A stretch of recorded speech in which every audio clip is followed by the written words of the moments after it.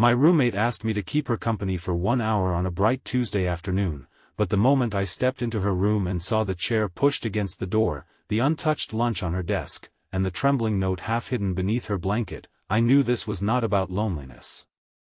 It was about fear. The kind of fear that makes a person sleep with the lights on, hold their breath when keys turn in a lock, and avoid the only place in the world that is supposed to feel safe. Before this story continues, if you believe kindness can give people second chances, please like, comment, share, and subscribe to Ancient Truth. Sometimes one small act of care can become the reason someone survives a storm they never spoke about. Her name was Meher Sloan, and she had been my roommate for 6 months, though most days it felt like I lived with her shadow. She was quiet in a way that did not ask for attention. She moved through our small apartment like someone trying not to disturb the dust, always soft-footed, always polite, always carrying her bag close to her chest as if the world had a habit of taking things from her. I was the opposite.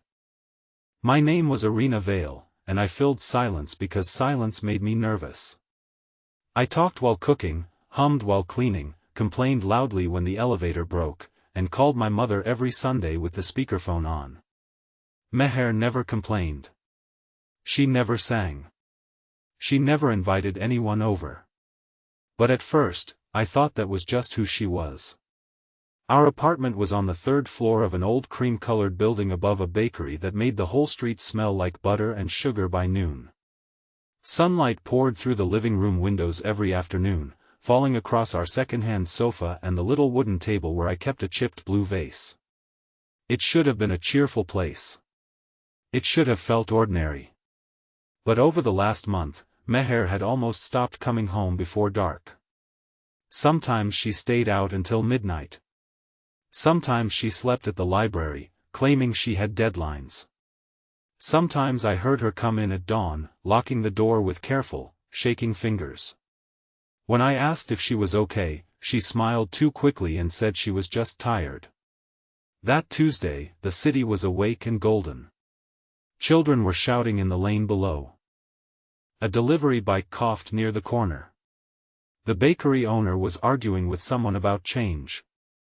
I had just poured myself tea when my phone buzzed. It was Meher. Her message was only 9 words, "Are you home? Can you sit with me 1 hour?"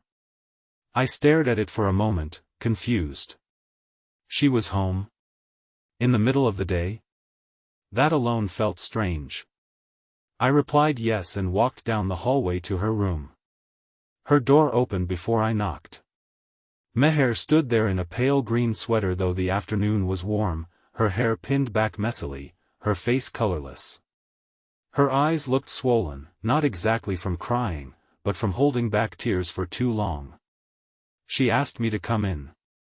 Her room was usually neat, almost empty, but that day it looked as if fear had been living there. The curtains were closed halfway. Her suitcase was open on the floor. A glass of water sat untouched near her bed. A dining chair had been dragged in front of the door from the inside. That was when my chest tightened. I asked what happened, but she shook her head and said she only needed 1 hour. Just 1 hour, until 5 o'clock.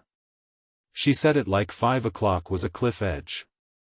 I sat on the corner of her bed because she looked as if she might collapse if I stayed standing. She kept checking her phone, then the window, then the door. Every sound in the hallway made her shoulders jump. I wanted to call someone. I wanted to demand answers. But something in her face told me that if I pushed too hard, she would disappear into herself again. So I stayed. I told her about the bakery downstairs burning a tray of rolls that morning, about the neighbor's cat stealing a piece of fish from someone's bag, about how my boss had called a spreadsheet emotionally confusing. She tried to smile once, but it broke before it reached her eyes. Minutes moved slowly. The sunlight behind the curtains shifted from sharp white to soft gold. At 4:37, her phone vibrated on the blanket. She looked at the screen and went completely still. Not pale.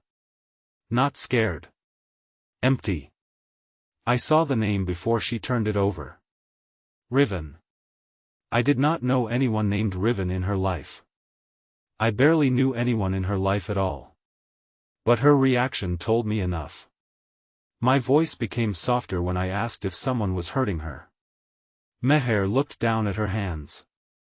Her fingers were clenched so tightly the knuckles had gone white. For a long moment, she did not answer. Then, in a voice so small it almost vanished beneath the traffic outside, she told me the reason she had been avoiding home. Riven was her older stepbrother. He had moved to the city 2 months earlier.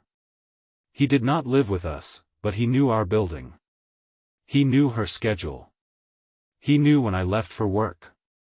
He knew how to stand outside the bakery and wait without looking suspicious. Meher said he had not always been cruel in a way people could see. He was charming when others were around, helpful, funny, the kind of man neighbors trusted to carry groceries.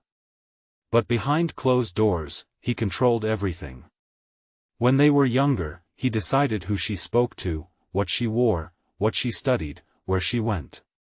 After their mother died, he told Meher she owed him obedience because he had kept the family together. When she moved out, she thought she had escaped. Then he found her.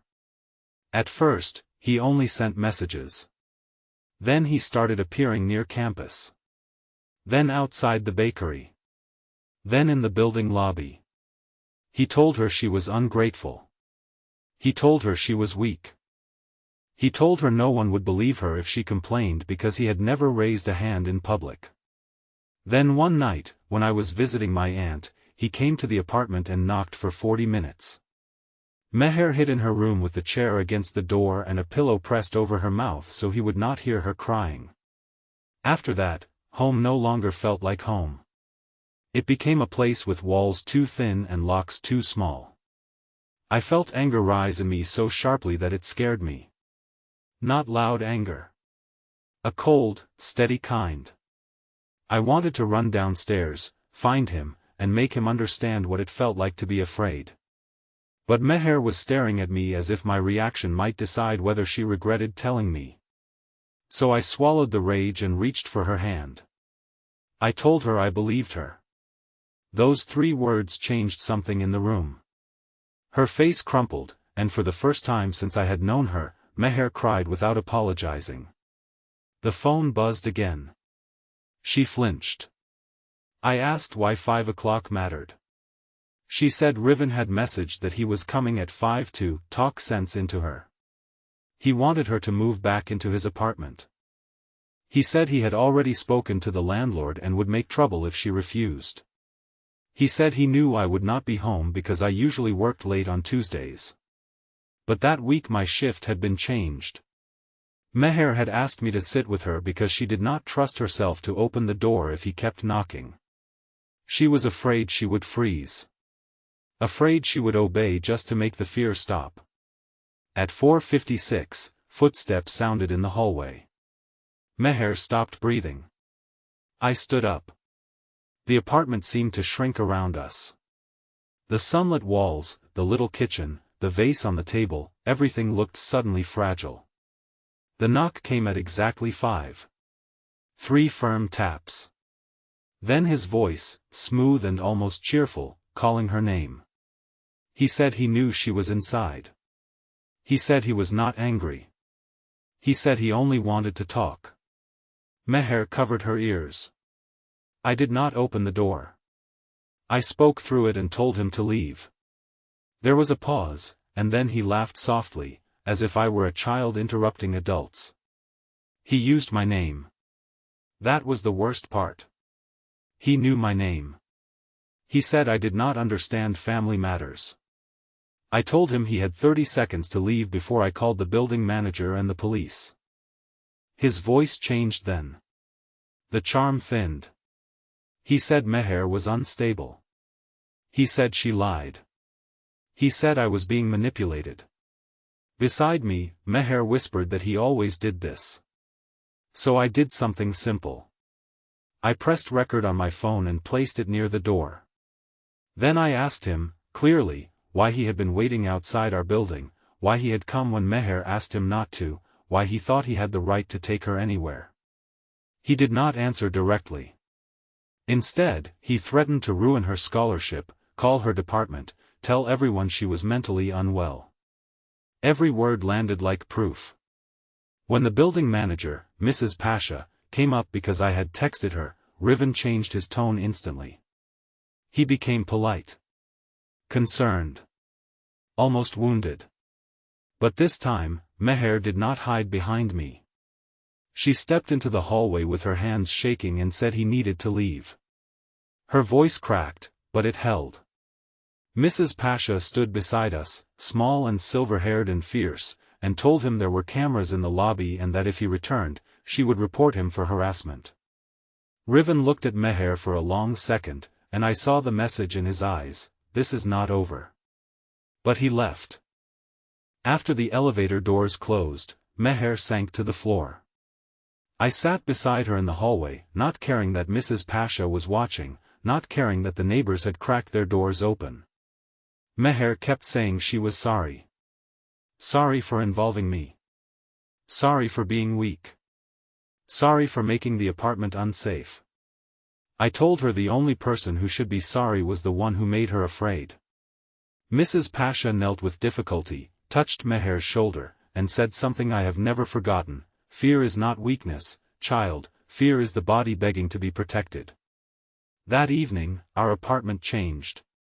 Not magically, not completely, but in the first small ways that healing begins. We opened the curtains. I made lentils and rice because it was the only meal I could cook without thinking. Mrs. Pasha brought extra locks from her storage room and called her nephew, who installed them before sunset. I helped Meher save the recordings, screenshots, and dates in a folder. We contacted the campus office. We called a support hotline. We made a plan, not because plans erase fear, but because they give fear a wall to lean against. For the first time, Meher told me about her mother, Syra, who used to braid her hair before school and hide sweet notes in her lunchbox. She told me how after Syra died, the house became quiet in a heavy way, and Riven filled that quiet with rules. She told me she had chosen botany because plants made sense to her. They bent toward light. They survived storms by growing deeper roots. As she spoke, I realized she was not fragile. She had been surviving for years with no witness. There is a difference. The following days were not easy. Riven kept calling from unknown numbers. Meher jumped whenever someone knocked. She slept on the sofa for 3 nights because her room felt too close to the hallway. Some mornings she looked almost normal, and by afternoon one message could send her back into panic. Healing was not a straight road. It was a staircase in the dark. One step, then trembling. Another step, then rest. But she was no longer alone on it. We developed rituals. Morning tea by the window. A walk to the bakery when the street was busy and bright. A rule that neither of us would apologize for needing help. Meher started leaving her door open during the day. Then she started laughing at my terrible jokes. Then one Saturday, she bought a small basil plant from the market and placed it on the kitchen sill.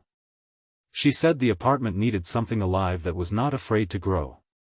Weeks later, the university granted her extra security support and helped her file a formal complaint. Mrs. Pasha banned Riven from entering the building. The police report did not solve everything, but it created a record. A line. A beginning. Riven's power had always depended on silence, and silence was the one thing Meher was learning to break. One afternoon, almost a month after that terrible Tuesday, I came home early and found Meher in the living room with the curtains wide open. Sunlight covered the floor. The basil plant had grown taller. Meher was sitting at the table, writing. Not shaking. Not hiding. Just writing. She looked up and told me she had applied for a summer research program in another city. Her voice was careful, as if hope itself might startle and run away. Then she smiled. A real smile this time. Small, uneven, brave. I asked if she was scared. She said yes. Then she said she was going anyway. That was the moment I understood something about courage. It is not the absence of fear. It is making tea while your hands tremble. It is asking someone to sit with you for 1 hour because you cannot survive the hour alone. It is standing in a hallway and saying no to the person who taught you your voice did not matter. It is buying a basil plant and believing tomorrow will give it sunlight. Near the end of that summer, Meher moved into a safer student residence near her research greenhouse. On her last day in our apartment, she packed slowly. The suitcase that once looked like panic now looked like possibility. Mrs. Pasha came upstairs with almond biscuits. The bakery owner sent a warm loaf of bread. I pretended not to cry until Meher handed me a small envelope. Inside was a pressed basil leaf and a note that said, "Thank you for staying for the hour that changed my life." If this story touched your heart, please like this video, share it with someone who needs hope, comment your thoughts, and subscribe to Ancient Truth. Your support helps stories like this reach people who may be silently waiting for someone to believe them. And before the ending, please comment, "I believe kindness can save a life." Years later, I still think about that afternoon whenever sunlight falls across a quiet room. I think about how close Meher came to opening the door because fear had trained her to obey. I think about how little I actually did. I sat down. I listened. I believed her. I stayed. Sometimes we imagine saving someone as a grand heroic act, loud and dramatic, but often it is gentler than that. Sometimes saving someone begins when you answer a message, walk down a hallway, and give one frightened person the courage to make it through the next hour. Meher did go to that research program. She sent me photos of greenhouses full of bright leaves and tiny flowers. Later, she became a plant pathologist, studying how living things recover after disease. In one message, she wrote that plants remember damage, but they also remember light. I kept that message for a long time. Because maybe people are like that too. We remember the doors we were afraid would open. We remember the voices that made us small. But if we are lucky, we also remember the hand that reached for ours, the neighbor who stood beside us, the friend who believed us before the proof was perfect.